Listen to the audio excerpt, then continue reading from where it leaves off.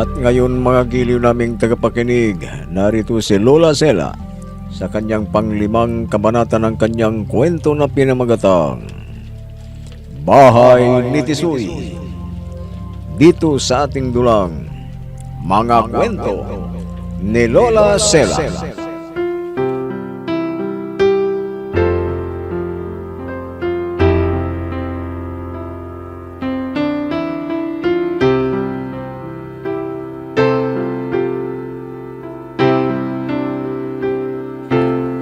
Tumututol si Tisoy na ibenta ng ina ang lupa at bahay niya.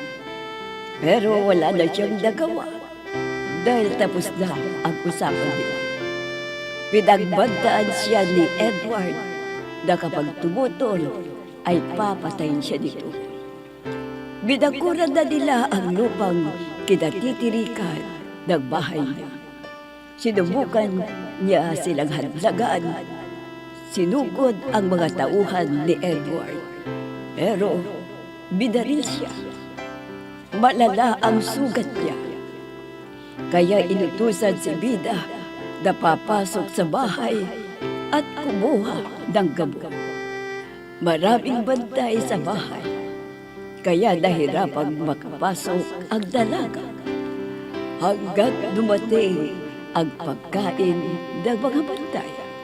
Kaya habang sila'y kumakain, ay sinamantala niyang pumasok at kumuha ng gamot. Nagpapalabas na siya, ay napansin siya at hinabol.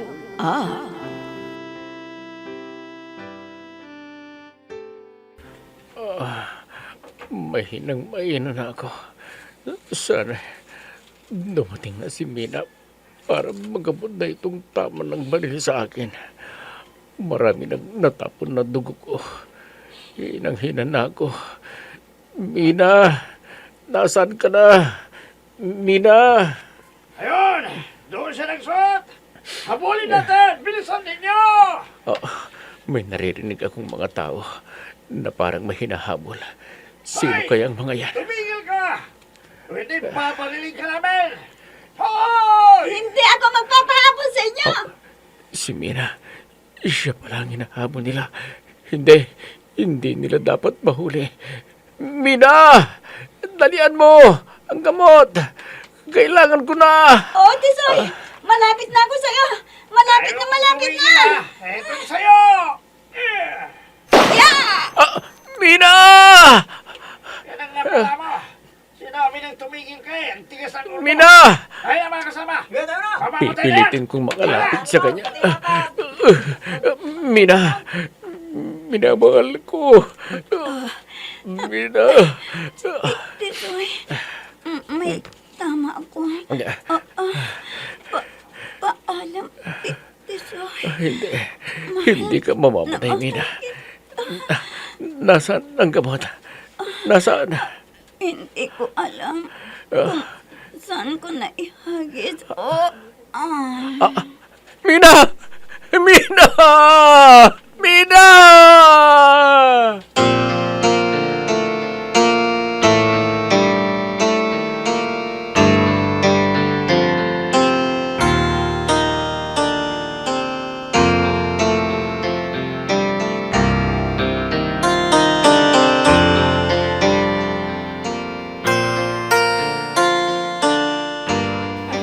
Jose, nakikita mo ba ito? Ang dami na nating pera. Makakapagpagawa na tayo ng malaking bahay. Oo, may pera nga tayo, pero hindi natin alam kung ano na ang nangyari kay Tisoy. Hindi man lang natin siya naisugol sa ospital. Ay, nako. Hayaan mo na yon. Bahala na siya sa buhay niya. Huwag ka namang magsalita ng ganyan, Akak. Abaya lang natin si Tisoy. Kung nagkamali man siya sa nagawa niya, tanggapin natin, kaya... Ikaw ang tumanggap. Pero hindi ko matatanggap. Tingnan mo nga ang nangyari sa atin. Dahil nagpaluko siya sa isang matanda. Tinanggal tayong magsasaka ni Doña Solara. Kaya bahala siya sa buhay niya. Dahil sobra niyang napakabobo. Akang aalis ako. Hahanapin ko si Tisoy. Ano? Hahanapin ba? Sige, kapag umalis ka, huwag ka na rin bumalik dito. Akang naman, bakit hindi mo ako pababalikan? Sana ako titira. Sobrang na yata ang sama ng ugali mo. Demonyo ka na yata. Sa pagkakaroon mo ng malaking perang hawak mo. Ayaw ko sa taong matigas ang ulo. Kaya kapag aalis ka, bahala ka na sa buhay mo. May pera na ako, Jose. Kung aalis ka, hindi kita babahagian sa perang ito. Tinatakot mo ba ako, Akang? Akala mo ba hindi ako mabubuhay na walang pera? Ha? Nagkakamali ka. Sige, sa'yo ng pera mo. Kahit wala akong pera, mabubuhay ako. Bahala ka na sa buhay mo. Jose, bumalik ka dito. Jose! Hindi Hoy! ako interesado sa perang galing sa demonyo. Jose!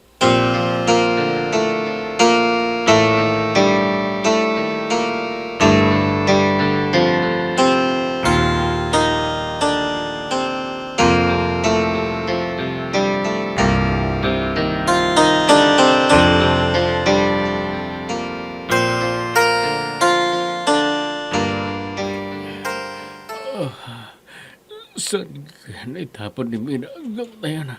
Sana mahanap ko ng kagad. Tisoy! Anak! Ang itay. Itay, tulungan niyo ako. Hanapin niyo ang gamot. Naitapon ni Mina. Nagbarilin siya ng mga bantay. Ito na. Nakita ko na, anak. Ito. Lulunin mo. Sige na. Akin na, itay.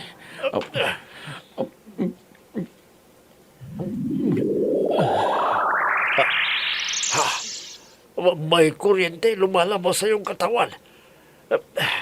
May nararamdaman ko na parang nag-ground ako. Itay, salamat po. Pero kailangan makakuha pa tayo ng isang gamot para kay Mina. Nasaan si Mina? Ayun siya, itay. Nakahandusay. Dahil binaril siya kanina nang iaabot na niya sana ang gamot sa akin. Sinong kukuha ng gamot? Ikaw? Opo, itay. Pakibantayan na lang si Mina at hintayin niyo ako. Kukuha rin ako ng gamot sa loob ng bahay para sa kanya.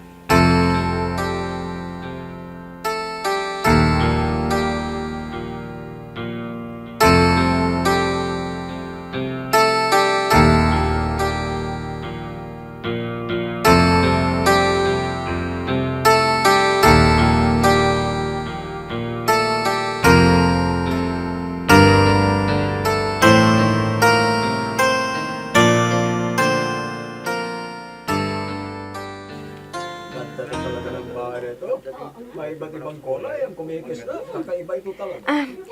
Ayan, Mami. Ang dami nang pumapasyal dito. Ibang-iba.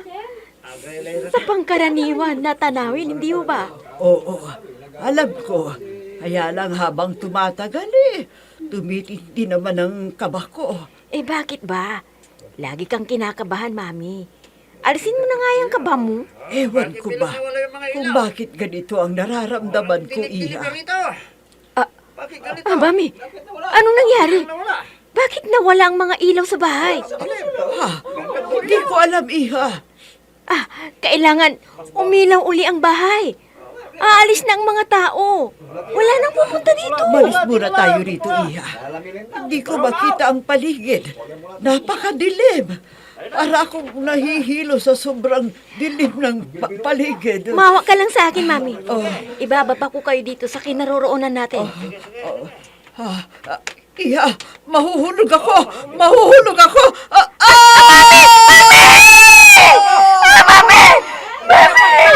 Mami, nasaan ka? Mami!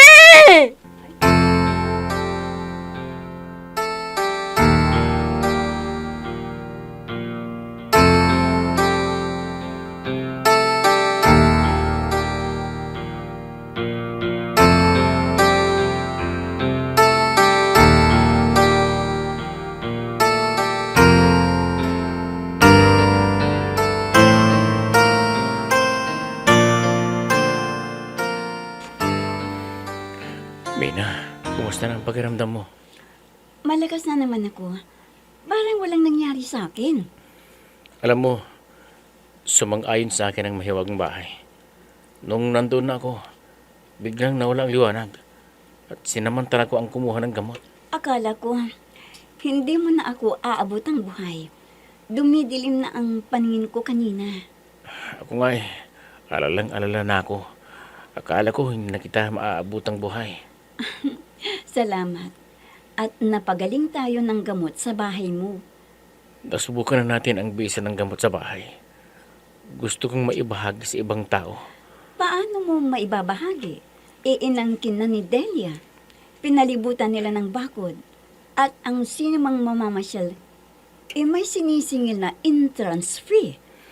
Oo nga masyado silang gahaman. Sana, makarma sila sa ginagawa nila.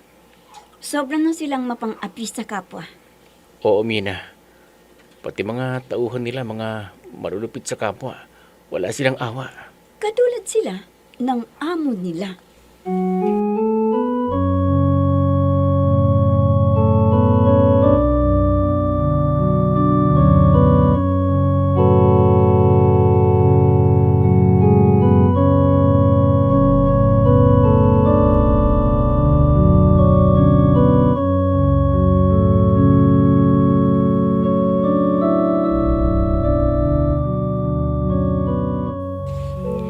Mami, kumusta na ang pakiramdam mo? Medyo maayos na rin, Iha. Kaya lang, hindi ko maikilos ang mga paa ko. Malakas ang pagkabagsak ko. Huwag kang mag-alala, Mami. Gagaling din yan. At makakalakad ka uli. Senyorita Delia. Senyora Solara. Oh, bakit? Anong kailangan mo? Yung bahay na umiilaw. Nawawala. Ano?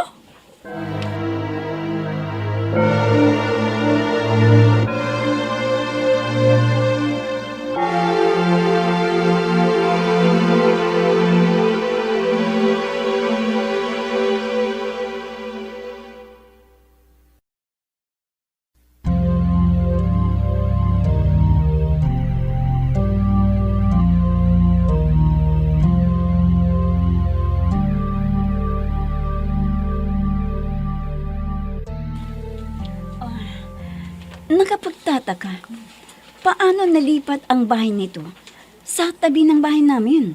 Paano? Oo nga. Talagang mahiwag ang bahay na ito. Nag-aalala tuloy ako, Tisoy. Ha? Bakit ka naman mag-aalala? Paano kung makita nila na nandito na ang bahay nito? Baka gambalain nila kami. Huwag naman sana, Mina. Tisoy, ayaw ko sanang magambala ang mga magulang ko dahil sa bahay na yan. Huwag kang mag-alala. Gagawan ko ng paraan yan. O sige, Tisoy. Tisoy, nakita na nila ang bahay mo. Hindi. Kailangang mahadagan ko silang lumapit dito. Paano pa sila mahadlangan? Malapit na sila dito. Malapit na sila. Mina, tignan ng bahay. Lumiliit, tignan mo. Naging maliit na kahon na lang. Oo nga. Hayan, lumiit na. At naging 2 dangkal lang ang taas. Ayan, wala na tayong problema. Hindi na nila makikita ang bahay. Siya na ang kusang nagtago.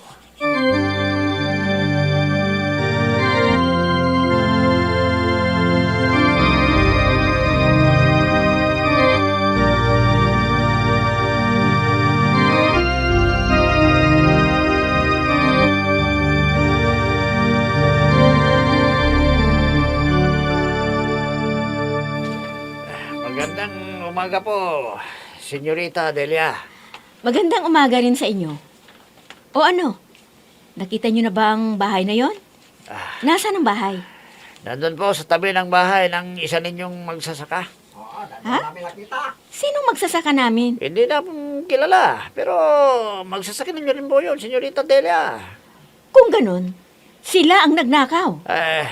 Ewan po namin, Senyorita, pero paano nila nanakawin? Laki-laki ng bahay. Paano nila nadala doon? Oo nga pala, no. Paano kaya nila nanakaw yun? Paano? O sige, gusto kong makita ang bahay kung saan ninyo nakita. Sige po, senyorita. Tayo na po, doon sa kinaroroonan ngayon ng bahay na yon.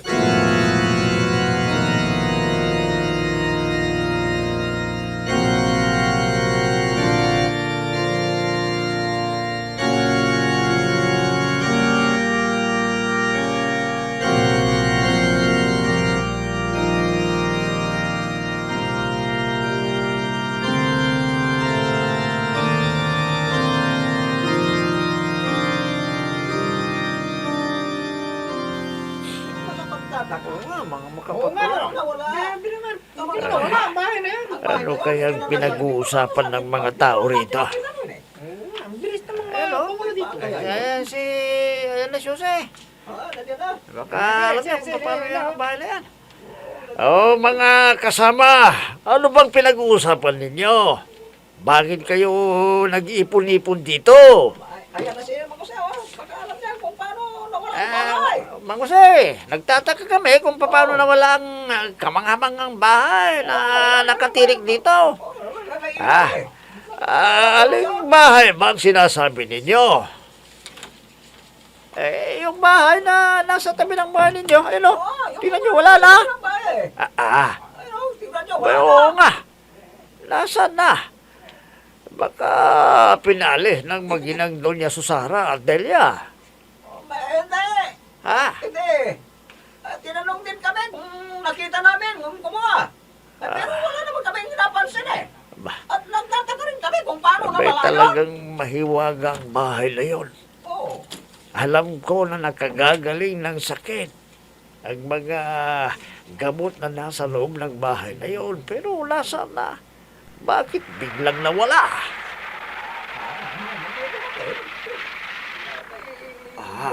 Nandito na sila.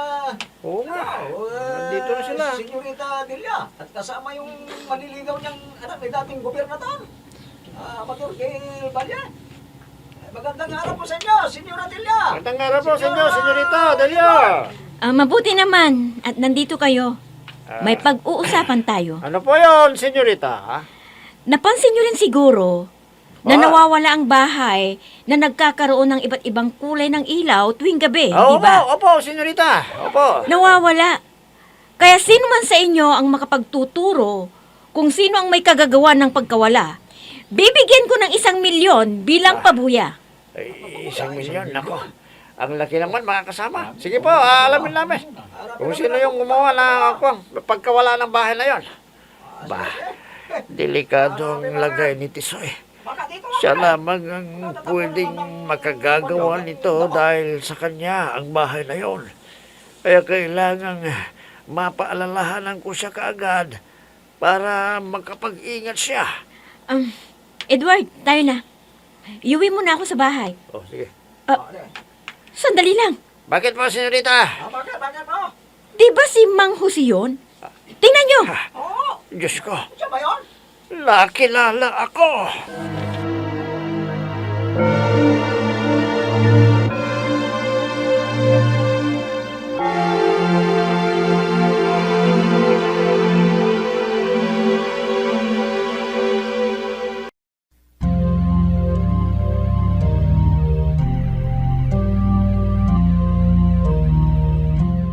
Ano kaya ang gagawin ni Delia kay Jose? Magiliw naming tagapakinig. Abangan ang huling kabanata ng ating kwento na pinamagatang Bahay ni Tisoy. Dito sa ating dulang Mga Kwento ni Lola Sela.